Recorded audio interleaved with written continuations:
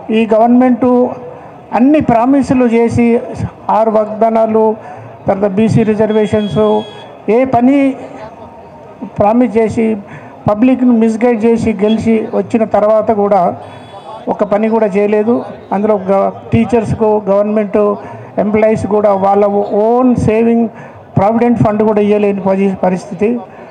తర్వాత వాళ్ళ medical insurance కానీ 317 కానీ టీచర్స్కి ఏదైతే అన్ని బెనిఫిట్స్ చేస్తా అని ఏ కూడా దాన్ని చేయలేదు.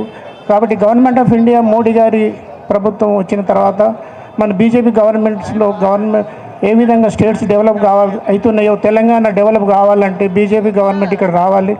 కాబట్టి గవర్నమెంట్కు నార్మల్గా 5 years తర్వాత వ్యతిరేకం వస్తుంది. ఇక్కడ 2 years తర్వాతనే టోటల్గా వ్యతిరేకత ఉంది. దాన్ని మనము కరెక్ట్గా మనం అందరం కలిసి పనిచేసి చేస్తే మనం గవర్నమెంట్ ఆఫ్ ఇండియా చేసిన పనులు ఇప్పుడు మ్యాచింగ్ డబ్బులు లేక కూడా చాలా వర్క్స్ ఆగిపోయినాయి.